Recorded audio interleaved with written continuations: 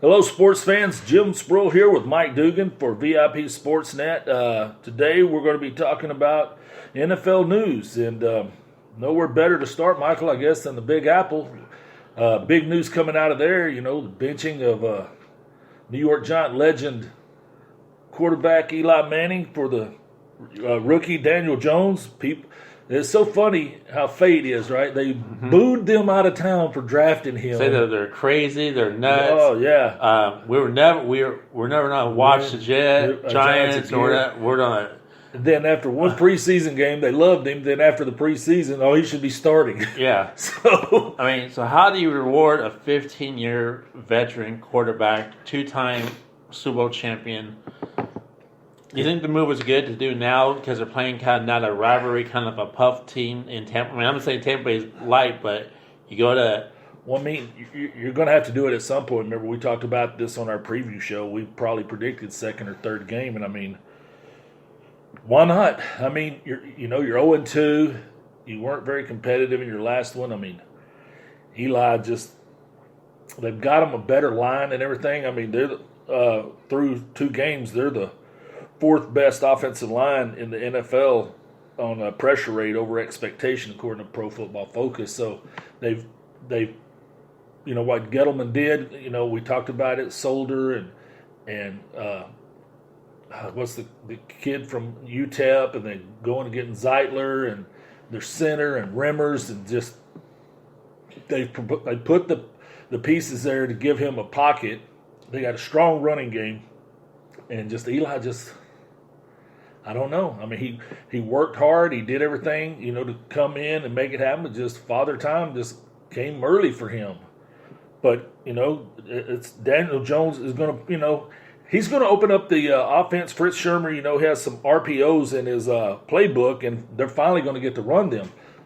I hate RPOs, unless your quarterback's big as Dak Prescott and Cam Newton, which this kid isn't now. You see even Cam Newton's hurt, so you really don't want your quarterback taking shots. But now, if you're Tampa Bay, and they know they brought in a rookie, rookie.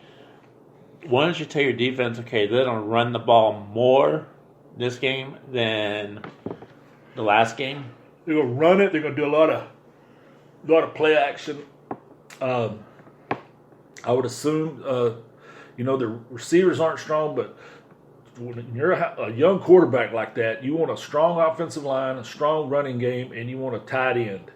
Those are the friends of a young quarterback, and they have all these elements, Mark. With the Ingram as their tight end, slot tight end at that.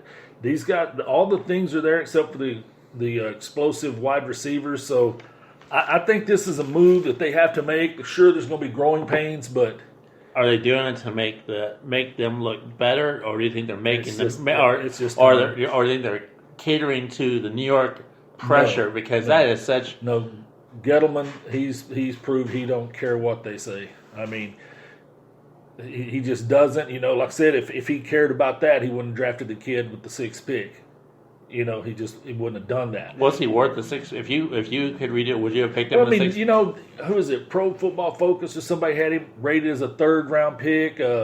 Somebody else, I was reading they didn't had him ranked very high. But I do remember that Gil Brandt, former Cowboys front office guy, he likened him to Danny White, and he liked his game. And when I see him play, I see a lot of that, and taller version, of course, than right. Danny. But, yeah, you're going to overpay you're going to overdraft a quarterback. If a quarterback you think has a first-round grade on him, there's not many. You better get him.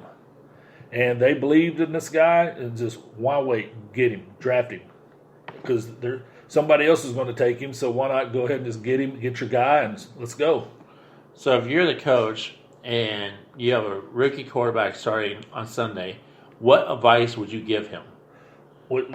Exactly what they're going to do. They're going to hand the ball off a whole lot. Saquon Barkley's going to get a lot more touches than he has been, but you're going to see a lot more 8-man fronts now because these guys are going to creep up because they'll see a lot of man-to-man coverage. They're going to dare this kid. They're going to see what he can do because there's not much tape on him. the 4 preseason games and college, but they're not going to look at college as much as they'll look at those 4 preseason games. So I mean, I think it's kind of interesting how he starts this journey on the road versus if it's at home. It could have been if he does bad, it will be a wholly different at home environment because everyone when you start boo, you know how New York fans are. So starting this on the road might not be a bad idea because at least it's kind of like cushion being in Tampa Bay for this game. Yeah, I mean, like I said, we talked earlier this season. We did our NFL preview. We talked about what game would it be, and a lot of the pundits thought it'd be the second game. And I mean, it's just time, man. They're not. It's obvious they're not going anywhere. They're not going to be in contention for any wild card playoffs. So let's just start. Let's just start the new era right now. So Eli has a no trade clause, right? If he did option that in to be traded, hypothetically, where would you see him going in the way the landscape of NFL quarterback injury, and where do you think he would fit in better? Would it be a good fit for him? Jacksonville. I mean, think about it. Tom Coughlin's running the show down there. I mean, he's won him 2 Super Bowls. They just, the personalities down there are so abrasive, though. The team just, but there or the Steelers. But like I said, with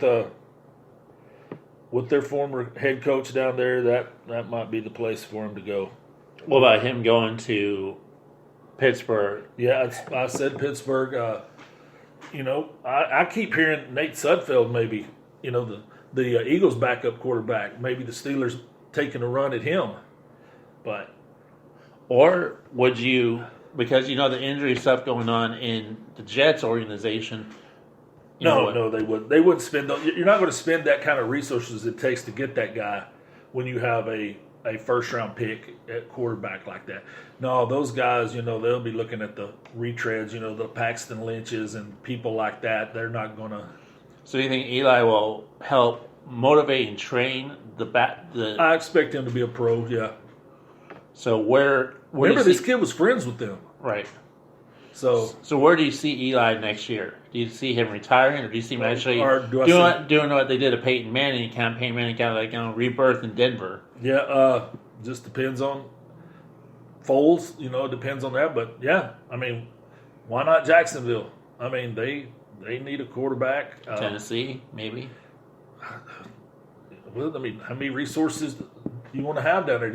I'm talking like future for next year. Well, Tennessee, they got Mariota. Then they just brought in Tannehill as a first-round pick. Now you're going to bring another former first-round pick in? I mean, no, I just don't see that one happening. I think he's. Or do you think you'll hang it up? I think he'll hang it up. I mean, 15 years, over 56,000 yards. Yep. Overall quarterback rating of 84.1. 2-time Super Bowl. Is he a Hall of Famer? Would you put him in there or not? Stats say yes, but at no point when I watched him did I ever think he was a Hall of Famer. I'm like, hey, that's one of the 3 best quarterbacks in football right now. I never felt that, but I mean, stats say otherwise. It just depends on if you're a stats guy. I mean, when you're voting the Hall of Fame. One thing, and I know the Patriots hate Eli for this. Eli is the only quarterback to beat the Patriots twice in the Super Bowl. Yeah, in the Super Bowl. So, yep. The whole New York media should be definitely in a buzz. They are. I mean, they just gives them something to talk about, right? Yeah, but it's kind of funny how they always talk. I mean, it just to be in that environment right now to listen to the talk radio, what's going on in the New York, the second guessing, the second, the third, fourth guessing. They live for that. I mean, they're perpetually displeased. So, yeah, this one's going to be fun to watch. Like I said, it's the beginning of a new era. You got some pretty young offensive linemen. You got your young running back. You took with the second overall pick. Now, is the running back? Would you consider him an MVP candidate this year? Got to see how he finishes, right? You got to see how they do. I mean, you're not going to have an MVP on a 0-16 team or a 3-5 team, but what he's doing right now, averaging 7.9 yards a carry, that's crazy. there's no way you can do that for the whole year. So, but it's going to be fun to watch this, to monitor this. Like I said, this new chapter, this new era for the New York Football Giants. So yeah, we'll talk about the Saints and losing Drew Brees 4 weeks, right? Yep. 4 to 6 weeks. In their schedule it's kind of like half and half, good and bad. Who do they play first? Seattle. They go to Seattle. Yeah, well, it's probably going to be a loss there. And then they have the Cowboys at home. Hopefully that's a loss. And then they have the Buccaneers at home, and then they go to Jacksonville. So you're looking at 2 and 2. Yeah. So by the end of this, when he gets back, if they're 4-4, they should be good. They still be in playoff contention. That was a big blow to them. Losing the future Hall of Famer for a few weeks. Could have been a lot worse. Could have been you could have had the same kind of thing that happened to the Steelers. To only be out 4 weeks. That's 4 to 6. Yeah. Luckily, they have former first round pick Teddy Bridgewater there, and then they went out and signed J.T. Barrett, their former Ohio State quarterback. They signed him to the practice squad, so they've shored up everything there. Wasn't a great game for Teddy, Mm-hmm. Not great, but there again, that is the. Well, he didn't know. He didn't wake up Sunday morning in L.A. and say, "Hey, you know what? I'm going to be quarterbacking today." He was probably thinking, "Hey, I'm going to hold the clipboard, give Drew Brees some water." He wasn't probably expecting, "Hey, go out there and win this game." Yeah, but there again, they were playing the Rams. That's the Super Bowl team from last year. He completed 56% of his passes, 165 yards. So he really wasn't throwing the ball down the field, but a lot of that has to do with those 2 corners over there for the Rams. So Teddy's he approaches the game a little bit different than Drew Brees. The game plan's got to be different. Yeah, Drew Brees is more, throwing it long. Just the whole game plan is totally altered. It's a 180 for everyone. Like, what the... Okay. Yeah, Teddy doesn't get rid of the ball as fast. It takes him a little longer to get the ball down the field, to make his decisions, and get rid of it. But, he's a great game manager. He possesses the ability to make big-time plays, but, they're going to build a game plan to suit his abilities, And if you're going to Seattle, so Seattle is definitely their defense is definitely going to step up because they know, he hasn't been a starter for a while, so they kind of probably rattle his cages a little bit, but going against Seahawks, Seattle's undefeated team, really good.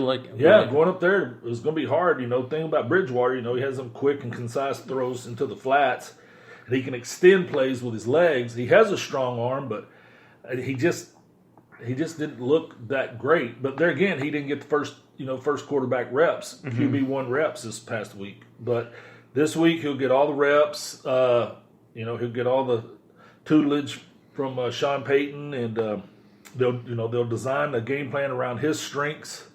Like I said, don't be surprised to see a lot more run pass options in this game instead of with Drew Brees, you're just sitting there in the pocket and he just surgically just cutting you to pieces. This will be a little different. So the offensive lines have to learn how to run with the quarterback when he starts taking off. That's no biggie right there.